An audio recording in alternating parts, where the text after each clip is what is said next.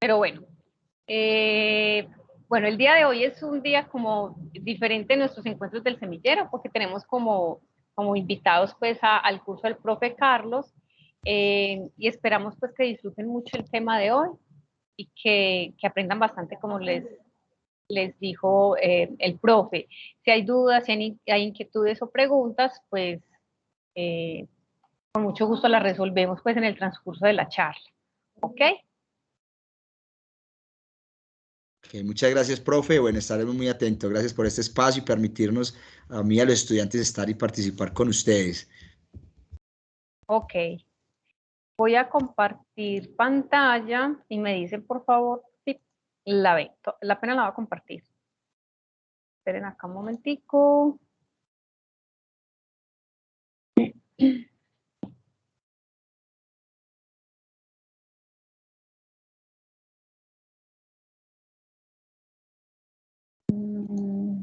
¿Están viendo mi pantalla en este momento?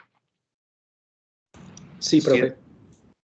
Listo, perfecto. Entonces, el tema de hoy que les voy a hablar hoy, voy a asociar lo que son los cambios a nivel del cerebro adolescente. Es considerado como un periodo crítico en la maduración cerebral y explicarles por qué razón los adolescentes son más vulnerables a caer en algún tipo de adicción. ¿Ok? Esperen un momentito. Sí, me pasó. No.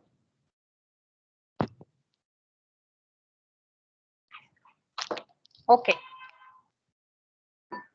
listo. Entonces, según la Organización Mundial de la Salud, la adolescencia se define como un periodo de crecimiento y desarrollo humano que se va a dar entre los 10 y los 19 años. Desde las neurociencias es considerado un periodo crítico porque durante esta etapa aún sigue el cerebro en proceso de maduración y específicamente un área que conocemos que es el córtex prefrontal. Entonces, en esta área todavía está en ese proceso de maduración y van a haber otras áreas que vamos a ver más adelante que van a estar muchísimo más activas que ese córtex prefrontal, que es el que nos ayuda a la parte de autorregulación emocional y a otros muchos procesos cognitivos superiores. Entonces, aquí hay 3 videos que les recomiendo que vean. Yo ahorita en el chat les voy a poner el link. Hay uno que se llama Cerebro Adolescente de la Universidad de Navarra. Es muy interesante porque de una manera didáctica les van a explicar qué cambios son a nivel cerebral en esta etapa de la vida. Y también otros 2 videos que nos van a explicar qué ventajas y qué desventajas va a tener este cerebro adolescente. Como en el día de hoy, o en la noche de hoy, que les voy a hablar sobre la vulnerabilidad a las adicciones. Entonces tenemos en la neurobiología del cerebro adolescente lo siguiente. Vamos a tener varios áreas que van a estar implicadas en ese proceso de maduración. Áreas que tienen que ver con el comportamiento, con el control de la motivación, el control de la emoción y la cognición. Tenemos básicamente lo siguiente. Desde la neurobiología, como les dije ahorita, la adolescencia es considerada un periodo crítico del desarrollo. ¿Qué es un periodo crítico? En medicina hablamos de periodos críticos y periodos sensibles. Los periodos críticos se consideran esos periodos de alta vulnerabilidad en los cuales la influencia del medio ambiente o otros tipos de influencias que vamos a ver más adelante pueden llevar a cambios permanentes, ya sea en la conducta o en el comportamiento o cambios permanentes a nivel de esa neurobiología cerebral que se van a manifestar de manera negativa ya en la adultez.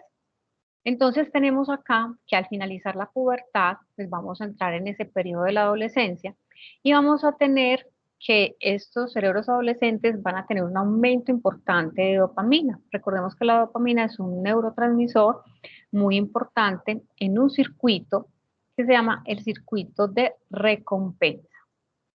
Este aumento de dopamina va a llevar a que tengan comportamientos muy exploratorios. Los adolescentes, como dicen ustedes, no experimentan en cabeza ajena, necesitan experimentar por sus propias experiencias, les gusta explorar y arriesgarse a tomar ciertas decisiones que más adelante no pueden que los resultados no sean los mejores.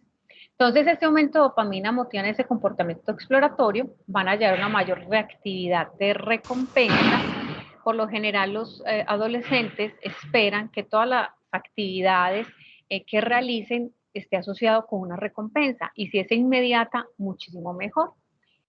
¿Qué sucede aquí entonces? Todo lo que el adolescente viva, experimente, más ese aumento de la dopamina, van a llevar a que tengan a nivel cerebral una neuroplasticidad dependiente de esa experiencia. O sea, todas esas experiencias a las cuales él se va a ver expuesto van a influenciar mucho a nivel de esa neuroplasticidad. Entonces tenemos la dopamina, tenemos ese estado pues saliendo de la pubertad, entrando a la adolescencia, más todas las experiencias novedosas que les gusta experimentar, más todos los cambios a nivel neurobiológico que este cerebro adolescente está experimentando. Todo esto me va a llevar a que sea considerado un periodo crítico. ¿Listo? Dentro de ese periodo crítico vamos a encontrar diferentes cambios a nivel tanto molecular, pero también a nivel más macroscópico que vamos a ver más adelante.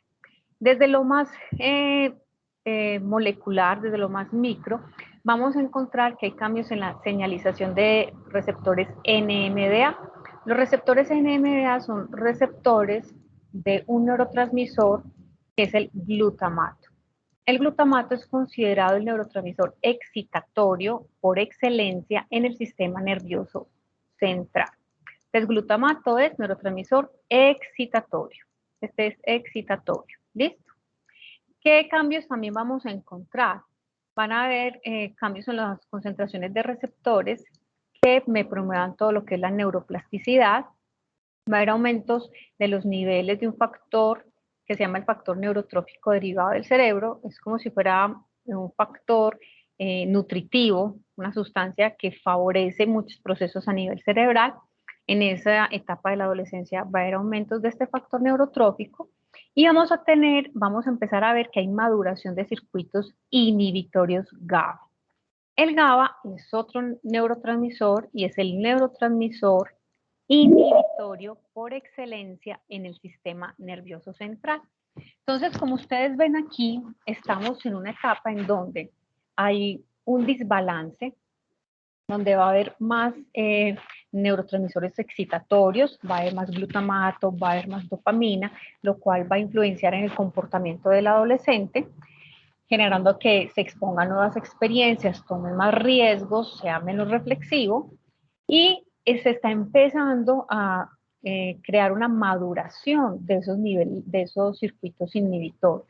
¿Buscando qué? Buscando estabilizar. Es como si fuera una balanza, en donde lo que se busca en esa balanza es que la excitación y la inhibición en este sistema encuentre un equilibrio. ¿Con qué fin? Con el fin de lograr una estabilización de esos circuitos para la edad adulta. O sea que todo lo que se vive en esa etapa de la adolescencia, lo que está buscando es eso, que se logre una maduración adecuada a nivel cerebral que me permita tener un adulto en buenas condiciones. ¿Ok? Entonces tenemos que el cerebro humano va a experimentar un periodo que es muy prolongado del desarrollo, que se puede incluso extender hasta la tercera década de la vida. Lo que yo les mencionaba ahorita, una de las áreas a nivel cerebral que en los adolescentes está todavía muy maduro es el córtex prefrontal, que es una corteza que se encuentra a nivel del lóbulo frontal. Desde las neurociencias antes se creía que ese córtex prefrontal tardaba su maduración más o menos entre los 20 y 21 años, pero nuevos descubrimientos nos han dicho que esa maduración puede tardar hasta los 30 años. ¿Ok? Entonces tenemos un periodo de maduración, tanto a nivel estructural como funcional, que es bastante prominente. En estos adolescentes, entonces, vamos a tener que ese córtex prefrontal, que tiene mucho que ver con la autorregulación, todavía está muy inmaduro, pero que hay otras áreas a nivel subcortical que están asociados con el sistema de recompensa que van a estar muy activos. Entonces ahí va a haber un desbalance, porque va a predominar más la parte emocional que la parte racional, por decirlo de alguna manera. Entonces aquí estamos viendo el sistema de recompensa. Perdón, el sistema de recompensa es el mismo sistema llamado mesolímbico cortical. Este sistema de recompensa mesolímbico cortical va a constar como de 3 estructuras principales importantes. Básicamente, esas 3 estructuras están en la imagen que ustedes ven a su derecha. Meso es de mesencéfalo, y en mesencéfalo vamos a encontrar esta área que ustedes ven acá, que tiene sus siglas en inglés VTA, que es el área tegmental ventral. Esta área tegmental ventral, se encuentran acá, está ubicada a nivel del mesencéfalo y es un área que es productora de dopamina. Esta área tegmental ventral va a estar unida con otra estructura, que la ven aquí como VS, que la llamamos estriado ventral, o específicamente un núcleo que es el núcleo accumbens. Entonces en el mesolímbico, en la parte meso del mesencéfalo está el área tegmental ventral. Esa área tegmental ventral se va a comunicar con el núcleo accumbens, es un núcleo de la base que es muy importante en este sistema de recompensa y que también es productor importante de dopamina. Y el otro estructura que hace parte del circuito es el cortical. El cortical básicamente es el córtex prefrontal. Entonces, ¿qué sucede acá? Que en los adolescentes las áreas corticales como el área tegmental ventral y el núcleo accumbens van a estar muchísimo más activos, con niveles de dopamina más elevados, pero cuando nos referimos ya al córtex prefrontal, como este todavía está en proceso de maduración, este córtex prefrontal pues va a tener como una actividad más baja, o sea que no va a tener la posibilidad de autorregular esa parte emocional en los adolescentes. Este circuito de recompensa es el que básicamente se activa cuando se realiza algo y tiene una recompensa, como su nombre lo indica. Por ejemplo, están en la universidad, les fue supremamente bien en el semestre, ganaron todas las materias, tuvieron el mejor promedio, y en su casa, su papá y su mamá le dijeron, por sus buenos resultados, pues te regalamos un carro. ¿Qué significa que le regalen un carro en plena adolescencia? No, pues eso es lo máximo, significa libertad, posibilidad de irte a cualquier lado, de invitar a los amigos, irte a pasear, etc. Entonces, esa recompensa que te dieron de vamos a regalarte un carro por tu buen desempeño, va a activar este circuito de recompensa. Y básicamente en este circuito de recompensa, el neurotransmisor que va a predominar es la dopamina, como les mencionaba yo ahorita. Entonces, cuando se activa este circuito de recompensa, pues el adolescente se siente supremamente bien, tiene una sensación de satisfacción altísima. ¿Qué problema hay con este circuito de recompensa? Que este es el mismo circuito que se activa en las adicciones, es lo mismo. Y básicamente cualquier tipo de adicción me va a activar este circuito de recompensa. Llámese adicciones a sustancias psicoactivas, cocaína, metanfetaminas, etcétera, pero también adicciones a ciertos tipos de conductas, entonces los ludópatas, los adictos a los juegos de azar, la adicción a internet, por ejemplo, o la adicción a la tecnología o al celular que ya está descrito en el DSM-5, la adicción a la comida, la adicción al sexo, la adicción a la pornografía, o sea, cualquier tipo de adicción va a activar ese circuito de recompensa, va a liberar grandes cantidades de dopamina y ese es el mecanismo por el cual, uno de los mecanismos por el cual el individuo pues, va a sentir mucha satisfacción cuando realiza esa actividad adictiva o consume esa sustancia adictiva. ¿Cómo vamos hasta el momento? ¿Bien? ¿Estamos entendiendo? Sí, profe. Perfecto. Sí, profe. Excelente. Listo, continuemos. Entonces, hay otras áreas, además del córtex prefrontal, que en los adolescentes pues va a funcionar diferente. Entonces, Ya les había mencionado el córtex prefrontal, este córtex tarda en madurar, ya les comenté que puede tardar hasta los 30 años. Este hecho hace que sean menos reflexivos y que no aprendan de las experiencias de otros, que ellos tengan que vivirlos ellos mismos. Listo. Pero hay otra región que es la amígdala cerebral. Recordemos que la amígdala cerebral es una estructura que está localizada en la profundidad del lóbulo temporal. Esta amígdala es importante para muchas cosas, para el circuito de recompensa también. Esta amígdala va a tener conexiones con el circuito de recompensa, que va a ser importante para dos emociones básicas, que es el miedo y la ira. En estos adolescentes, esta amígdala está más reactiva, entonces, o más hiperfuncionante. Entonces, esto los va a llevar a que sean más reactivos emocionalmente. Entonces, lo que sucede cuando el adolescente en la casa, el papá o la mamá le quieren decir algo y él estalla de una manera exagerada y en la casa dicen, no, es que este ya no se le puede hablar, porque tiene mayor reactividad emocional. Ya les había mencionado el núcleo accumbens, que hace parte también del circuito de recompensa, ¿sí? Este núcleo accumbens va a estar más activo, va a haber mayor liberación de dopamina, y eso es lo que lleva a que los adolescentes busquen una satisfacción inmediata, que tengan la tendencia a experimentar más situaciones de riesgo y que sean más impulsivos. Entonces, ellos siempre van a asociar, hago esta actividad igual a una recompensa y debe ser inmediata. Entonces, esto los lleva a que tengan poca tolerancia a la frustración también. Cuando realizan de pronto alguna actividad y no les va tan bien o en la universidad de pronto pierden algo, van a tener poca tolerancia a la frustración porque lo que ellos deseaban era que tuvieran una satisfacción inmediata, una recompensa inmediata. Y eso no es bueno. La baja tolerancia a la frustración puede llevar a muchos problemas posteriores. Entonces, en el cerebro adolescente vamos a tener una remodelación que es dinámica, donde va a estar incluido lo que es la mielinización. Recuerden que la mielinización o la mielina, que es lo que recubre los axones, favorece lo que es la velocidad de conducción entre las neuronas. Y tenemos que a nivel de la corteza frontal, específicamente el córtex prefrontal, está en ese proceso de maduración y de mielinización. Y es una de las últimas regiones que maduran. Ya les dije, puede ser hasta los 30 años de edad. Pero hay otra estructura bien importante y es la barrera hematoencefálica. La barrera hematoencefálica es como una barrera de protección, por decirlo de alguna manera, que cubre mi sistema nervioso, mi cerebro. Hay ciertas áreas del cerebro que no van a tener esa barrera, son pequeñas, pero en general esa barrera va a estar formando como un escudo de protección.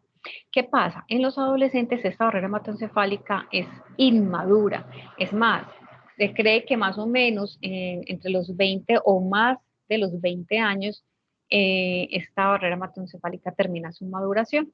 ¿Qué sucede? Si tenemos un adolescente con todos los cambios que les he mencionado hasta el momento, más una barrera hematoencefálica que está inmadura, eso los va a hacer aún muchísimo más vulnerables a ciertas toxinas, porque más fácilmente esas toxinas van a pasar esa barrera hematoencefálica inmadura y van a tener una acción deletérea sobre el cerebro de ese adolescente. Entonces, ¿qué sucede? Por ejemplo, en la adolescencia, el consumo de alcohol o el consumo de tabaco o el consumo de sustancias adictivas van a pasar muchísimo más fácil esa barrera hematoencefálica y van a generar cambios muy malos a nivel de ese cerebro que pueden incluso ser permanentes en la vida adulta, que les voy a mostrar más adelante. Y tenemos lo que ya les he mencionado hasta ahorita. Hay un desequilibrio entre esas regiones corticales, como el córtex prefrontal, y esas estructuras subcorticales que les mencioné ahorita, como la amígdala cerebral, el núcleo accumbens, etc. Entonces, ese desequilibrio va a llevar a que estos adolescentes tengan comportamientos, como les dije ahorita, más arriesgados, de mayor exploración, que sean menos racionales o menos reflexivos, entonces pueden tomar decisiones que no sean muy buenas, como el consumo de alguna sustancia adictiva o una conducta que pueda volverse adictiva. Listo. Entonces, tenemos un cerebro adolescente con un sistema dopaminérgico hiperactivo, o sea, dopamina aumentada, un sistema cognitivo menos influyente, lo cual, como ya les he repetido muchas veces, llevan a un comportamiento impulsivo por la recompensa. Recordemos que Ellos desean una recompensa inmediata frente a cualquier actividad que ellos realicen.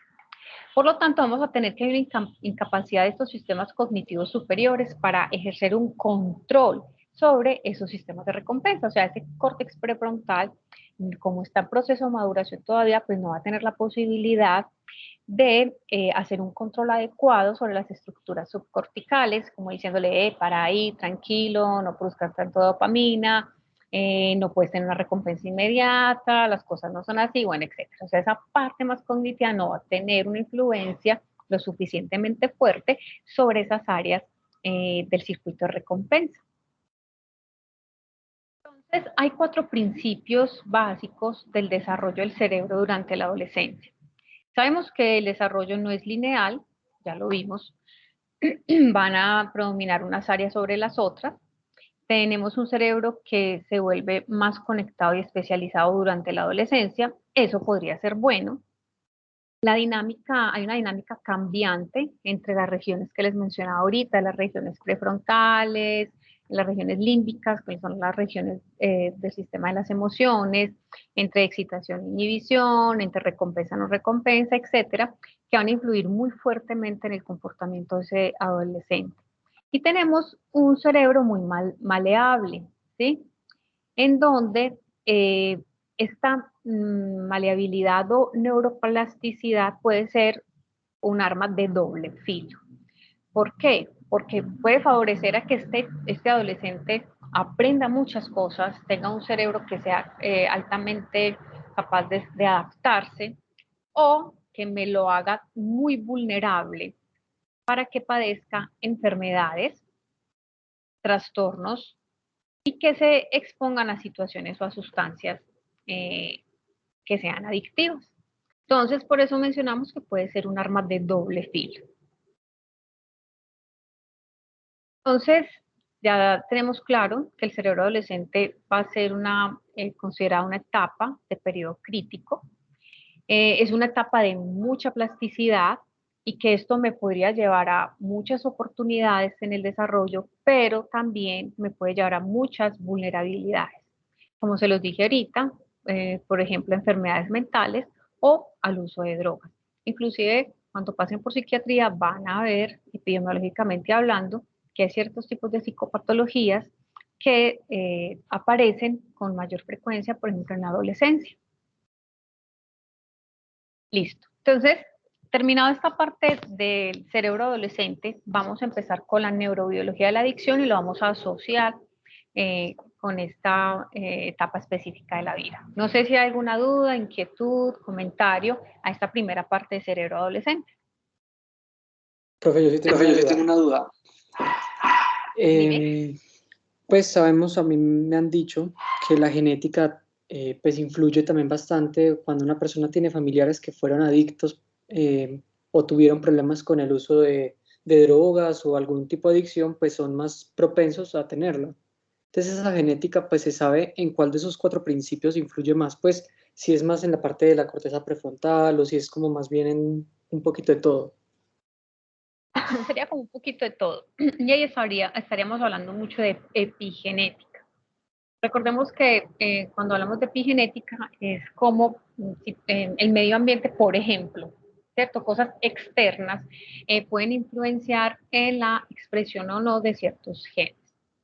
¿Qué pasa? Epigenéticamente hablando, hay cosas que pueden ser heredadas también. La adicción es una de ellas. Y básicamente en estos pacientes se ha descrito que puede haber como una predisposición en el circuito de recompensa que los lleve a que sean más vulnerables aún a la adquisición de una adicción, ¿sí? Entonces ahí estaría muy, muy relacionado con el circuito de recompensa, por ejemplo. Entonces, los antecedentes familiares son importantes. Igual que, por ejemplo, para ciertos tipos de psicopatologías, por ejemplo, la esquizofrenia también tiene un componente, pues, importante en ese aspecto. Y el consumo de drogas, pues, el consumo de drogas eso es un disparador para que en estos adolescentes, si ya tenían una predisposición, por ejemplo, para la esquizofrenia, el consumo de drogas sea un disparador para que se exprese toda esta psicopatología. ¿Listo? Listo, profe. Listo, muchas gracias. Así, gracias, Manuel. No sé si de pronto hay alguna otra duda o inquietud. Bueno, entonces vamos a hablar de la neurobiología de la adicción. ¿Qué es una adicción? Pues básicamente la necesidad imperiosa de realizar una determinada acción, buscando placer, euforia o alivio de ciertas sensaciones displacenteras, aún sabiendo la persona que a mediano o a largo plazo dicha conducta va a producir unos efectos negativos, devastadores a diferentes niveles, porque no solamente efectos negativos en la persona en sí, o sea, en su estado de salud mental o físico, sino que también va a tener repercusiones en todo lo que es su ambiente familiar, social, etc. Básicamente, cuando hablamos de neurobiología de la adicción, vamos a encontrar que en esta neurobiología se van a alterar los mecanismos de regulación de las conductas, especialmente aquellos que controlan lo que es la motivación y las emociones. O sea, vamos a ver, como les decía ahorita, que ese circuito de recompensa, que era el que iba a estar más activo, sus estructuras subcorticales en el adolescente, pues en la adicción, ese circuito va a ser literalmente secuestrado por la adicción. Aquí hay algunos videos, uno que es bien interesante de la Universidad de Navarra, que es Cerebroadicto, y otro que habla sobre las neurociencias de las adicciones. Aquí habla una neurocientífica española en donde ella expresa muy bien y explica el por qué las adicciones deben ser tomadas como enfermedades crónicas. Inclusive es que este paciente ya se rehabilitó, etcétera, no importa, él está rehabilitado, pero esos pacientes que tenían una adicción van a tener siempre el riesgo de una recaída. Entonces siempre se tiene que manejar como una enfermedad crónica, hacer un seguimiento de por vida. Les recomiendo que vean esos dos videos. Listo, entonces en la neurobiología de la adicción se tiene un ciclo de 3 etapas. Esas 3 etapas son, la primera que es de atracones o intoxicación, o sea, en el momento en que el individuo se mete grandes cantidades de la droga. Tenemos una etapa de abstinencia o afecto negativo y tenemos una etapa de preocupación, anticipación de ansia, que va a empeorar con el tiempo, que va a implicar cambios a nivel neuroplásticos en el sistema de recompensa, en el eje del estrés y en la función ejecutiva del cerebro. Aquí, en esta de preocupación, anticipación, pues el paciente está totalmente desesperado porque si no está consumiendo la droga, él está desesperado por conseguir como sea la droga y poderla consumir. Entonces vamos a empezar a ver cada una de esas 3 etapas. Pero antes de eso, quiero que quede claro que el blanco principal de las adicciones va a ser el núcleo accumbens. Literalmente, la adicción que sea, adicción a cocaína, metanfetaminas, heroínas, marihuana, alcohol, tabaco, sexo, juegos, comida, la adicción que sea, va a secuestrar literalmente el núcleo accumbens. ¿Listo? ¿Por qué es importante entender esto? Porque muchos pacientes le dicen a uno, no, yo lo tengo controlado, doctor, no se preocupe, yo sé cuántos porros de marihuana me fumo, sé cuántos pases de cocaína me meto, o sé cuántas horas al día y en la noche voy a estar en un videojuego. Pero la realidad no es esa. El paciente con adicción nunca tiene el control sobre la adicción. E incluyen en eso también al alcohol y al cigarrillo. O sea, la adicción a la nicotina también es muy fuerte. Y nunca el paciente va a tener control sobre la adicción. La adicción es la que controla al paciente, porque literalmente la adicción secuestra este núcleo accumbens. Es importante entender esto para poder comprender como, por todos los procesos que pasa un paciente adicto, por el riesgo que siempre va a estar expuesto a una recaída. ¿Ok? Entonces, en esta imagen estamos viendo esa neurobiología de la adicción. Estamos viendo lo que son los circuitos básicamente. Entonces recuerden que son 3 etapas: atracones, intoxicación, abstinencia, afecto negativo, preocupación, anticipación. En cada una de ellas va a haber como una estructura a nivel cerebral que va a estar implicada. Entonces la de atracones e intoxicación, aquí va a estar implicado mucho lo que es el circuito de recompensa, y de incentivo, que aquí van a hacer una función importante lo que son los ganglios o núcleos basales, como el núcleo accumbens, que están como en color azulito acá. ¿Ok? En la etapa de abstinencia o afecto negativo, aquí va a predominar lo que son los estados emocionales negativos y el estrés, y hay dos estructuras que van a tener una función importante, que aquí está como en color rosadito, no rojito sino rosadito, que es la amígdala cerebral, que les mencionaba ahorita, que era importante para el circuito de recompensa, pero también para dos emociones, miedo e ira, y la avénula, que la vemos acá, que es una estructura que ahorita les voy a explicar. Y en la tercera etapa, que es la de preocupación-anticipación, en donde hay deseo, impulsividad por consumir esa droga, pues van a haber varias estructuras que van a estar ahí participando, que están en color verdecito, que básicamente es el córtex prefrontal y también otra estructura que es la ínsula y otras áreas de la alocorteza, color verde. ¿Okay? Entonces, miren acá, en la primera etapa de atracones o intoxicación, aquí las drogas de abuso van a activar lo que es el circuito de recompensa, mírenlo acá, área tegmental ventral en el mesencéfalo, núcleo accumbens, córtex prefrontal, va a haber una liberación impresionante, rápida, abrupta de dopamina, lo cual va a llevar a una sensación subjetiva de placer extremo, y esta activación de este circuito pues es necesario para esos efectos gratificantes de la droga y para desencadenar una respuesta condicionada. Perdón, o sea, el consumir o el tener una adicción es un aprendizaje. O sea, el adicto aprende que si consume la droga se siente bien. Y aprende que cuando deja de consumirla, cuando está en un periodo de abstinencia, se siente supremamente mal. Entonces, ¿cuál va a ser la decisión del adicto? Tengo que estar consumiendo constantemente para sentirme bien y no sentirme mal. Entonces, esa es la respuesta condicionada que se va a crear. En la segunda etapa, que es la etapa de abstinencia o efecto negativo, aquí en esta etapa va a constar de muchos elementos motivacionales que son muy claves, como cuáles: irritabilidad crónica, hay dolor emocional, hay malestar general, disforia, lextimia, van a haber estados de estrés severos, pérdida de la recompensa, de la motivación para recompensas naturales. ¿Qué significa eso? Este sistema de recompensa, como les decía ahorita, pues se va a activar frente a alguna situación, como me regalaron el carro porque me fue muy bien en la universidad, ¿cierto? Pero ese sistema de recompensa también se puede activar con cosas que sean más pequeñas. Por ejemplo, me encanta comer torta de chocolate. Entonces yo me como la torta de chocolate, se activa mi circuito de recompensa y libero dopamina y me siento contenta comiendo chocolate. Sí, o con cosas pequeñas. Hay una serie en Netflix que me encanta y cuando me siento a ver esa serie en Netflix, me siento súper bien, me activa mi circuito de recompensa y libera dopamina. Entonces, ¿qué sucede? El paciente adicto solo va a sentir placer con el consumo de la sustancia, con la conducta adictiva, solo con eso.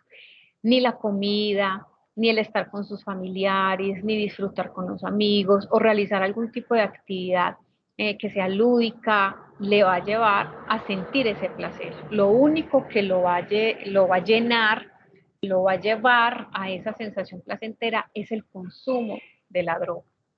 ¿Ok? Va a haber entonces una disminución en la transmisión dopaminérgica, obvio, en esta etapa están en abstinencia, ¿sí? Y también va a haber disminución de la serotoninérgica, otro neurotransmisor muy importante para el estado de ánimo. Entonces tiene baja dopamina, no siente placer, se siente mal, tiene baja serotonina, entonces va a estar en un estado anímico bajo, estado de tristeza o incluso de depresión.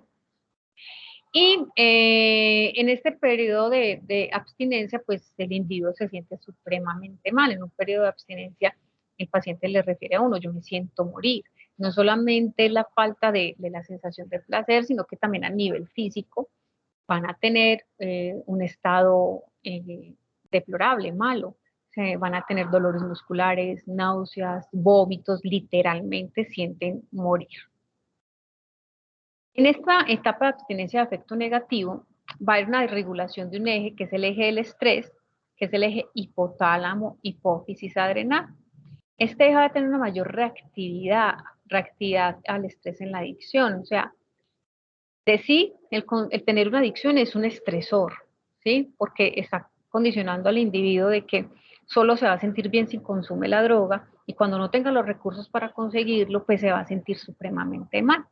Entonces, este eje hipotálamo hipófisis adrenal no va a estar bien, esa capacidad de autorregulación se pierde y estas personas van a tener niveles de estrés más severos que no van a ayudar, antes van a perjudicar más la situación de esta persona. Tenemos que la amígdala cerebral va a contribuir también al desarrollo de estados emocionales que sean muy negativos en ese periodo de retiro y abstinencia prolongada. Y también la vénula, que es una estructura importante del epitálamo, va a tener un papel clave en lo que es la mediación y codificación de estados aversivos. La vénula tiene mucho que ver también con el sistema, por ejemplo, nervioso autónomo o vegetativo, entonces también podría favorecer ciertos malestares, como les decía ahorita, pues la náusea, el vómito, esa sensación de enfermo, como se siente esta persona en este estado de abstinencia. ¿Qué sucede entonces?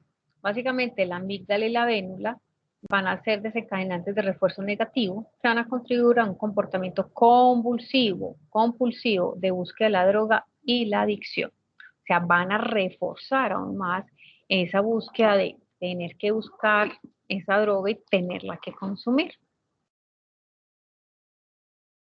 En la etapa de preocupación y anticipación, que es la tercera etapa, esta etapa es fundamental, es elemento clave de las recaídas en humanos. Básicamente define a la adicción como un trastorno crónico, un trastorno de recaída crónica. El porcentaje de rehabilitación de un paciente, de los pacientes con alguna adicción es muy bajito. En la epidemiología, en la literatura, mencionan que puede ser del 4%, eso no es nada. ¿Cuál es el problema aún peor? Que de ese porcentaje tan bajito que lograron rehabilitarse, el 100% siempre van a tener el riesgo de una recaída, el 100%. Por eso es que hablamos de que es un trastorno crónico o una enfermedad crónica, ¿ok? En esta etapa de la preocupación o la anticipación, vamos a tener un aumento en la actividad del sistema prefrontal glutamatérgico, que es el que va a mediar el craving, que es como el deseo, las ansias por el consumo de la droga. Entonces, ¿qué sucede? Ahí el córtex prefrontal se le va a activar neurotransmisión excitatoria, pero eso lo que va a generar es un desespero, una ansia de tener que conseguir la droga como sea. Y el como sea puede implicar, si me toca robar, robo, si me toca matar a alguien, mato, con el fin de poder conseguir esa droga y consumirla, ¿ok?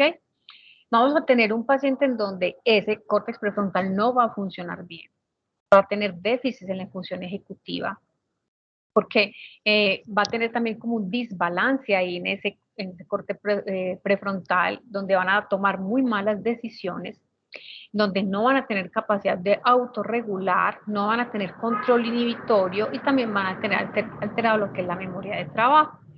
Entonces, esta etapa, como les digo, es el elemento clave de las recaídas. Me explica por qué el 100% de los pacientes rehabilitados pueden recaer en cualquier momento de la vida y puedes haber estado 15 años sin consumir y después de 15 años volver a recaer.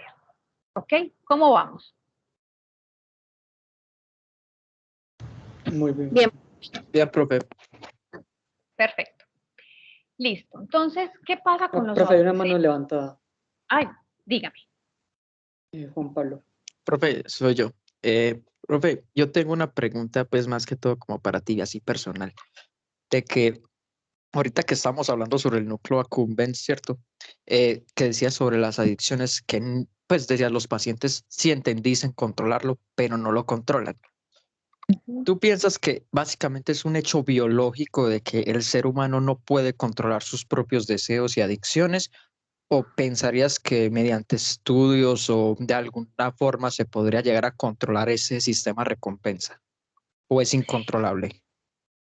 En neurociencias hay un tema que es bien interesante, un tema de estudio que es bien interesante, existe el libre albedrío. Y hasta el momento los resultados han mostrado que no existe libre albedrío. ¿Por qué te digo esto? Porque nosotros creemos que somos muy originales, que tomamos muchas decisiones eh, propias, y en realidad estamos tan influenciados por tantas cosas externas, como la publicidad, por ejemplo, que en realidad nosotros estamos condicionados a tomar decisiones y no nos damos cuenta que esas decisiones no son nuestras ni siquiera. Me explico. Hace como 2 o 3 años mostraron una noticia de un chico en China, de un adolescente en China, que en el mercado negro vendió uno de sus riñones para conseguirse un iPhone, el último iPhone en esa época. Y el problema fue que, obvio, como fue en el mercado negro, pues se terminó haciendo una sepsis y terminó dañándose el otro riñón, pero quedó con un iPhone. Un iPhone, pero sin riñones. Excelente. ¿Por qué les quiero decir eso? Miren hasta qué punto llega el ser humano. Somos tan influenciables, que somos capaces de vender un riñón para obtener un producto. Con las adicciones es algo similar.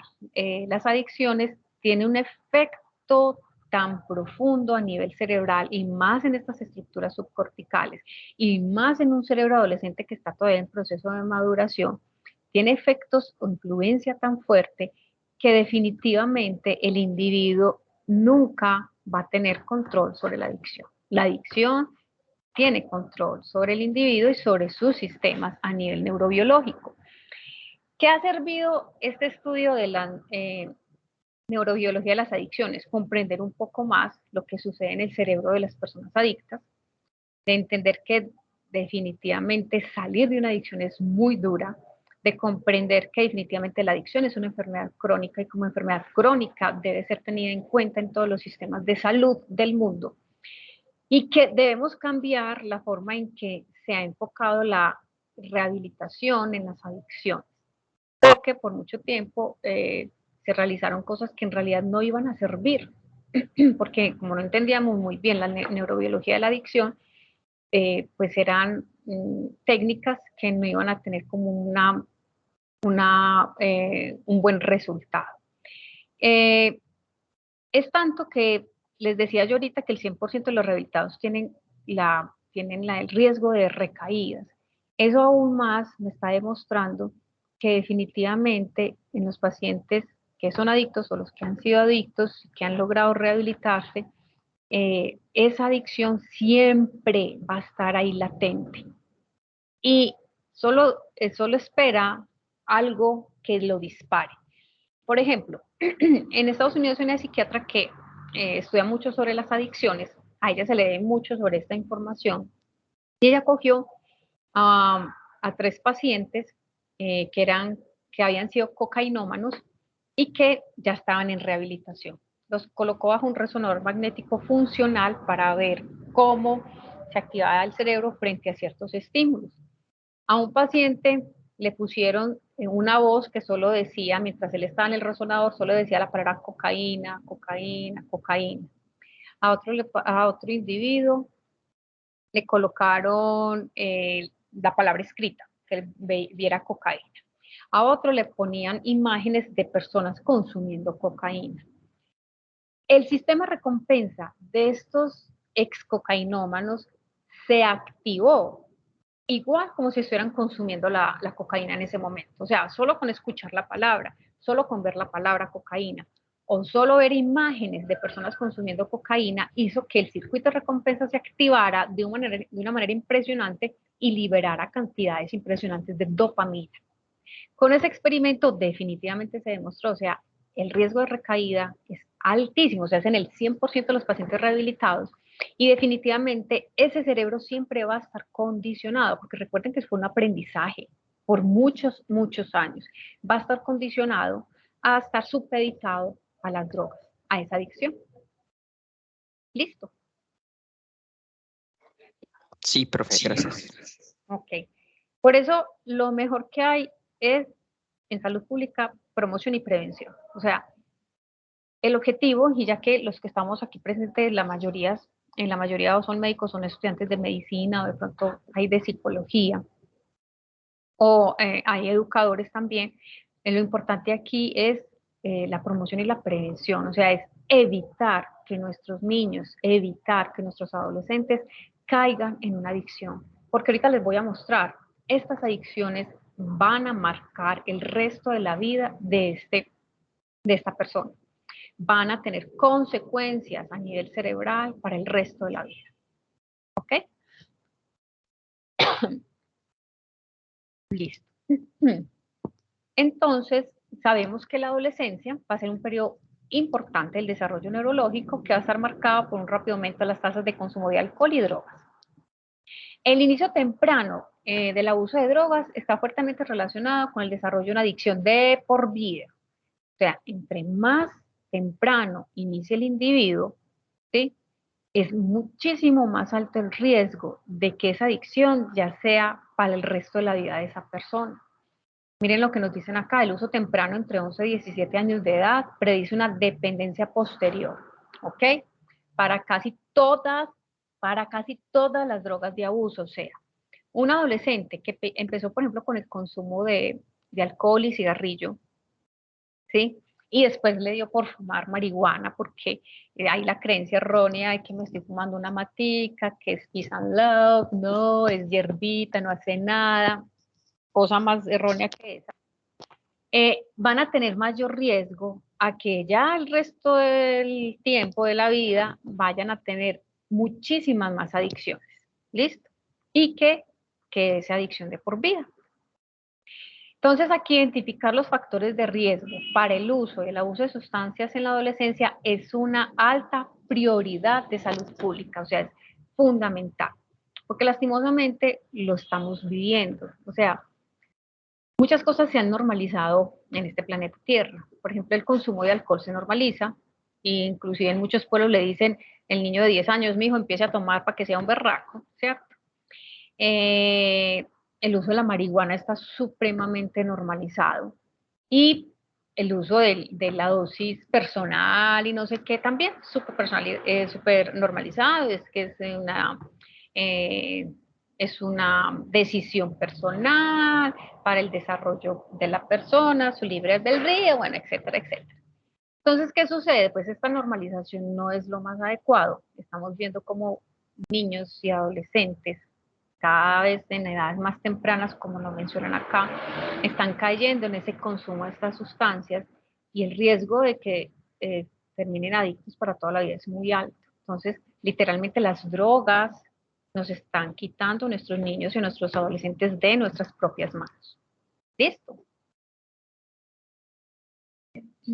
Listo. Entonces, vamos a repasar con esta imagen. ¿Por qué la adolescencia es una etapa de tanta vulnerabilidad? Entonces, tenemos que hay varios factores que van a contribuir a que la adolescencia sea una etapa de la vida de mucha vulnerabilidad para el desarrollo pues, del uso de sustancias, porque ya sabemos que va a haber más actividad de sistemas de recompensa, menos actividad de ese control cognitivo por parte del córtex prefrontal. Hay un aumento del comportamiento de búsqueda de sensaciones, o sea, quieren vivirlo todo. Hay una influencia impresionante de los pares, de los compañeros y un menor control de los padres. Entonces, lastimosamente, los adolescentes se dejan influenciar muy, muy fácilmente.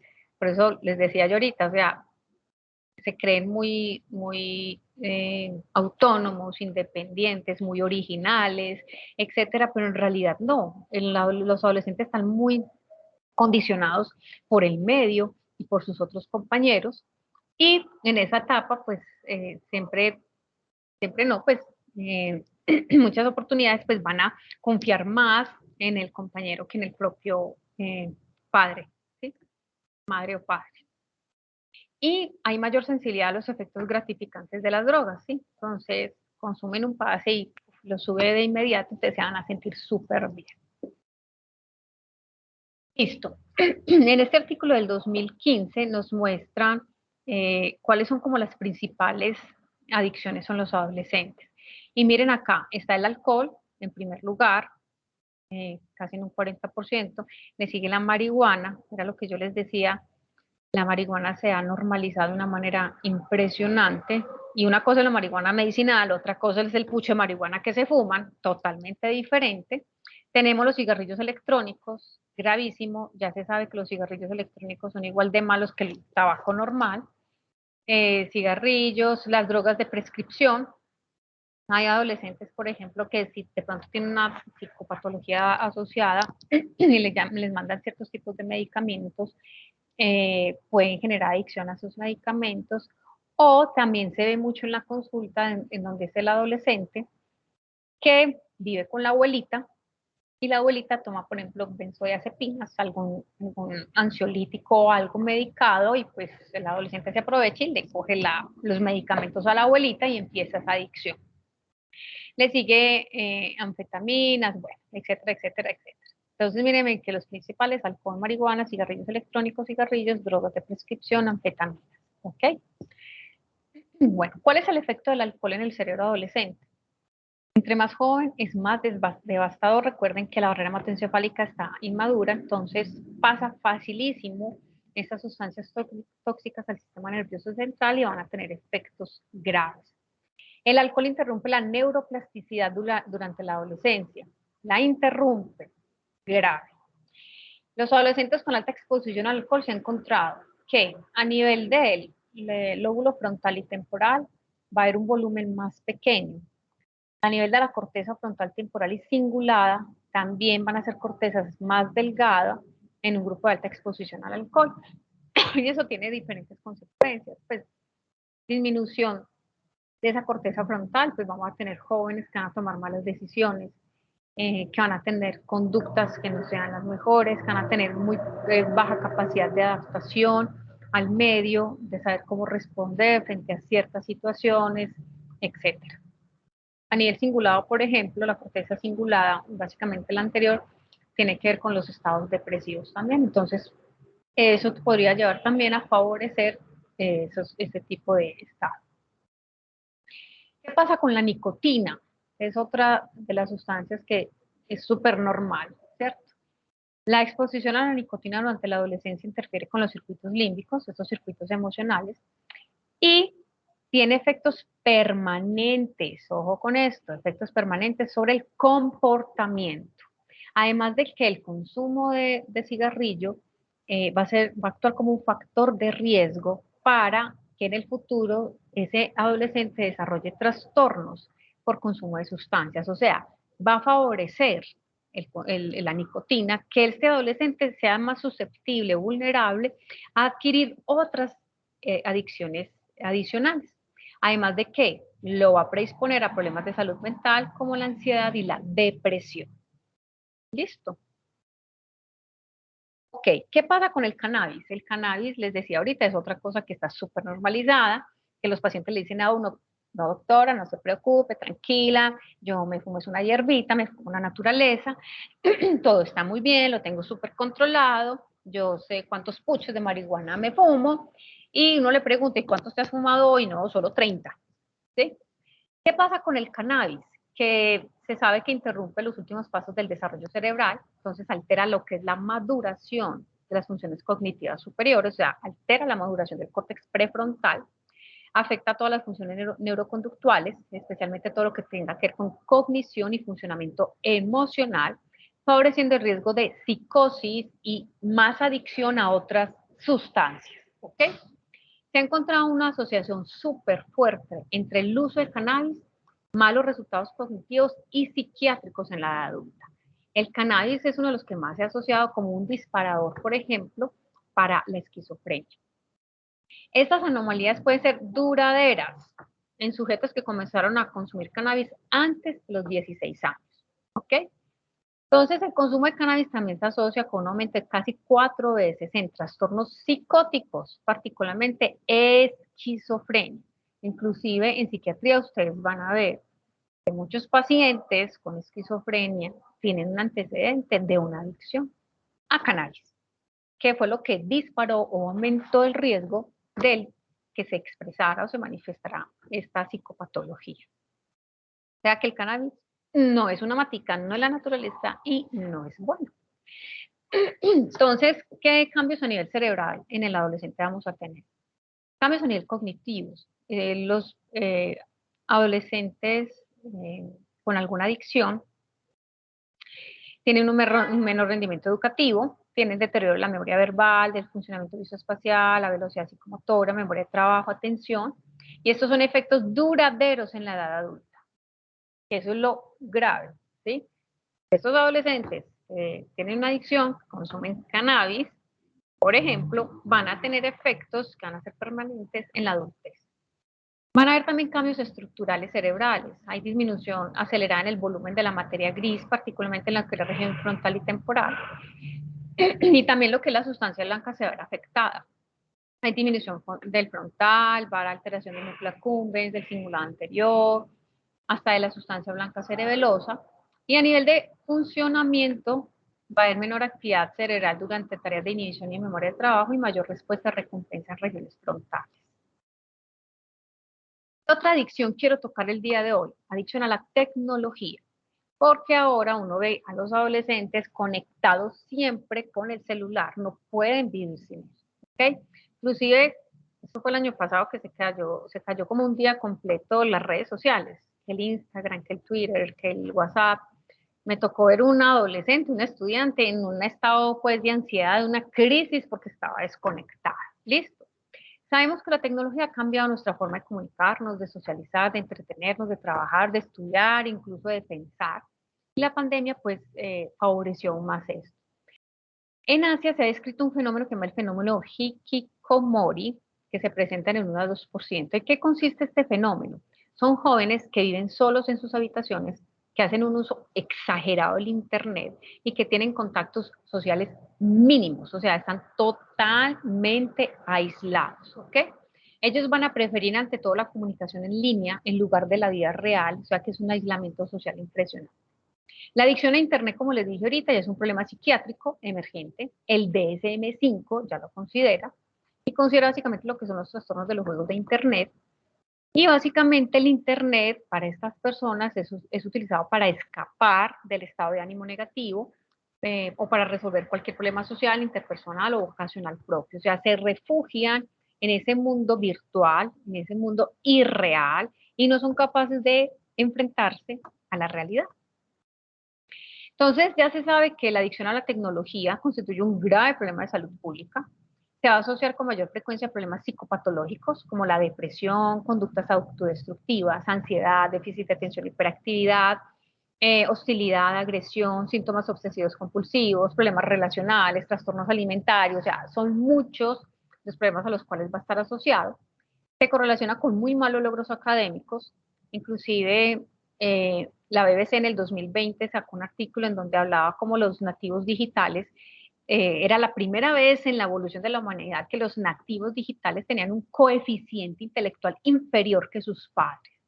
Entonces la tecnología, en lugar de ayudar, nos está retrocediendo nuestra evolución y ya se sabe que se correlaciona con malos logros académicos, de la personalidad, de la conducta, van a tener mala adaptación y también van a tener problemas de salud física, porque es que son chicos que van a estar conectados 100%, que no salen a hacer ninguna actividad física, que prefieren comer comida chatarra, entonces asocien eso a problemas metabólicos, cardiovasculares, endocrinos, etc. Entonces la adicción a la tecnología tiene efectos sobre diferentes áreas a nivel cerebral. Vamos a ver una reducción del grosor cortical prefrontal orbital, o sea que van a tener un deficiente control inhibitorio. Hay disminución de la corteza cingulada anterior y posterior, favoreciendo estados anímicos como la depresión. Hay un control atenuado frontoestriado, o sea, hay una disminución de ese control del córtex prefrontal sobre este circuito o estas estructuras subcorticales del circuito de recompensa. Hay una reducción del córtex prefrontal dorsolateral, entonces no van a tener capacidad de autorregulación, memoria de trabajo va a estar supremamente mal, van a tomar malas decisiones, no van a tener claro ni la ética ni la moral, etcétera, y también va a tener efectos a nivel de la ínsula, que es un área a nivel del cerebro supremamente importante que conecta el cerebro con muchas áreas a nivel del cuerpo. Listo. Si a ustedes les interesa este tema y quieren mayor información, les recomiendo que busquen sobre el estudio ABCD para el desarrollo de la neurociencia, en donde es un estudio de cohorte, es el estudio de cohorte más grande sobre desarrollo cerebral y salud infantil en los Estados Unidos. Son más de 11.500 niños con un seguimiento de más de 10 años. Y entre los temas que ellos aquí valoran es sobre la parte de las adicciones en estos niños y adolescentes que han seguido durante todo este tiempo. Entonces les recomiendo que vean esta página. Y he terminado. Muchas gracias. Si hay dudas, inquietudes, preguntas, comentarios, experiencias, etcétera, bienvenidos.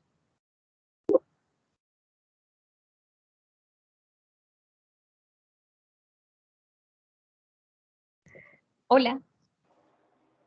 Hola, profe. Hola, profe, ¿me escuchas? Sí, sí, te escucho, Verónica. Es que ahorita mencionabas que pues prácticamente el 100% de las personas que tienen una adicción van a recaer, ¿cierto? ¿Qué tan con el profe estábamos revisando la semana pasada o antepasada, creo, el tema de la cultura adicción, o sea, todo ese rito que hay alrededor del consumo de X o Y sustancia? ¿Qué tanto tiene que ver con este circuito de recompensas y qué tanto tiene que ver, digamos, más como esa cultura alrededor de las adicciones, el hecho, digamos, como el compartir en comunidad y qué tanto es más por el aprendizaje que hacen desde el circuito de recompensa? ¿O está como más todo integrado? Está todo integrado y es parte importante. Les voy a poner un ejemplo. Por ejemplo, los que son ludópatas, o sea, adictos a los juegos de azar. Por ejemplo, los casinos. Si ustedes han ido a un casino, ¿cómo es el ambiente en un casino? ¿Cómo es el medio? Luces blancas constantemente para que el individuo pierda contacto con el tiempo. O sea, no se dé cuenta que entró a las 8 de la mañana y que son las 11 de la noche y no ha salido, ¿cierto? Muchos elementos estimulantes, colores, sonidos, reparten snacks, bebidas, ¿cierto? ¿Qué sucede? Todo lo relacionado con el ambiente, que esté relacionado con esa adicción, ya sea en este caso el casino en los ludópatas o lo que mencionabas ahorita, Verónica, de el consumo en grupo, lo que implica, qué sé yo, es que consumir marihuana es algo muy bacano porque nos reunimos los amigos, los del combo, y es un estado súper bacano donde vamos a compartir muchas experiencias, bueno, todo lo que esté relacionado con ese ambiente externo, que esté relacionado con ese consumo, también va a influenciar. Y va a ser muchos, y van a formar parte de estímulos que van a favorecer el aprendizaje y van a reforzar el consumo de esa sustancia. ¿Listo? Verú. Sí, señora. Perfecto. ¿Qué otra pregunta hay, compañeritos? Profe, yo tengo otra duda. Dime. Es respecto a los cambios que mencionabas del cannabis. Eso también está asociado como al por qué se usa. Pues porque mucha gente incluso saca, pues como por así decir, la excusa, no, es cannabis medicinal, y en verdad no lo usan de forma medicinal, sino también sino de forma recreativa. Pero las personas que realmente utilizan el cannabis de forma medicinal pueden también experimentar esos cambios que tú mencionaste. Lo que pasa es que recuerden que cuando hablamos de cannabis medicinal, el proceso es diferente. Se supone que van a aislar la sustancia que tiene como ese efecto benéfico en la salud del paciente. Por ejemplo, en pacientes con esclerosis múltiple lo utilizan para lo que es la espasticidad, disminuir como llevar a disminuir esa espasticidad y mejorar un poco como ese dolor que ellos padecen, ¿cierto? Etcétera. Pero se supone que es el extracto de la sustancia que en realidad va a tener ese efecto benéfico, ¿cierto? ¿Cuál es el problema con la marihuana que se consume socialmente y que consiguen los jóvenes? O sea, es una marihuana que va a tener pues la sustancia adictiva y que además de eso tiene la combinación de muchas otras cosas que van a reforzar esa adicción o que van a empeorar el estado de salud de ese individuo, ¿cierto? Entonces, el objetivo es que cuando se habla de cannabis medicinal, pues estamos hablando de que hay unas regulaciones muy estrictas, ¿sí? A nivel legal, en donde se debe asegurar que el proceso sea el adecuado y en donde se debe asegurar que la sustancia que se está manejando, pues es la sustancia específica para esa patología específica o esa manifestación clínica de esa patología específica, y pues que siempre va a estar supervisado por el médico, ya sea el neurólogo, el neurorehabilitador, el fisiatra, etc. Entonces se supone que si uno cumple con todos esos requisitos, ¿cierto? Y tiene un seguimiento, pues no tendría por qué, ¿sí? No Ok. tendría. Muchas gracias. Okay. Jessie. Hola, Jessie. Hola, doctora. Hola, bien, ¿y tú? Bien, doctora, una pregunta. Entonces, esos pacientes que dejan... Jessie, no te oigo bien. ¿Puedes hablar un poquito más duro, por favor? Claro, ahí escuchan mejor. De pronto acá me escuchan mejor. Habla, Jessie, por favor. A ver si te escuchamos mejor.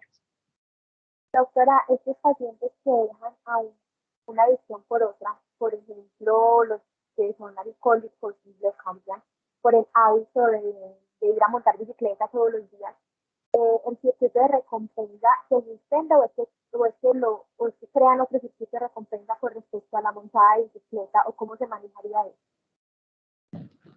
Ah, listo, a ver si entendí. Cuando cambian una adicción por otra, ¿cierto? Sí, señora. Por ejemplo, muchos pacientes, por ejemplo, que fumaban, a veces cambian el cigarrillo por la comida y empiezan a aumentar de peso, ¿cierto? Eso no es bueno. Tú mencionas, por ejemplo, el de una actividad física, van a hacer bicicleta. El objetivo de hacer ese ejercicio, porque el ejercicio también me puede activar el circuito de recompensa y producir satisfacción, ¿sí? Liberar dopamina y producir satisfacción. ¿Cuál es el riesgo aquí? Que listo, o sea, que bueno que lo cambio por una actividad deportiva, ¿sí? Pero recuerden que yo ahorita les dije que la adicción o esa sustancia adictiva es tan fuerte que esa sustancia o esa conducta adictiva a la comida, a los juegos de azar, al sexo, a la tecnología, estimulan más fuertemente ese circuito de recompensa, liberando más cantidad de dopamina que recompensas naturales, como una alimentación normal o, por ejemplo, hacer ejercicio, ¿cierto? Entonces, cuando hacen el ejercicio, va a activar el circuito de recompensa, va a liberar dopamina en niveles al menos lo suficientes como para que la persona se sienta bien, pero recordemos que siempre va a tener el riesgo de que pueda recaer, porque tenlo por seguro que el consumo de cocaína no va a ser igual para esta persona que el montar en bicicleta. O sea, montar en bicicleta puede que le traiga algún tipo de satisfacción, pero si vuelve a recaer en la cocaína, sí que le va a activar supremamente mucho ese circuito, liberar unas cantidades abruptas y grandísimas de dopamina, y ahí está el riesgo de que ese cambio por el ejercicio no sea tan permanente. Gracias. Listo. Manuel, cuéntame. Profe, entonces por eso que muchas veces van escalando como la sustancia, es decir, por la cantidad de dopamina que libera una respecto a la otra, entonces es por eso que pasan y ya no quieren volver a la anterior, por la cantidad entonces sería de dopamina que se libera. Exacto. Por eso, y también, recuerden que uno hace tolerancia, ¿cierto? Entonces, al hacer tolerancia, subo la dosis, subo la dosis, subo la dosis, subo la dosis. Puede llegar a un punto en que ese subo la dosis es un riesgo altísimo, por ejemplo, en heroína, y termina siendo un paro respiratorio del paciente y hasta ahí llegó, ¿sí? Y pero también es la causa de lo que tú dices, de que quieran experimentar con otras drogas más para poder sentir más esa sensación de placer, para que les estimule más ese circuito de recompensa y liberen más dopamina. Entonces lo que dices es cierto, Manuel. Ok, profe, gracias. Ok. Bueno, compañeritos, no sé si tienen más preguntas o hasta aquí llegamos.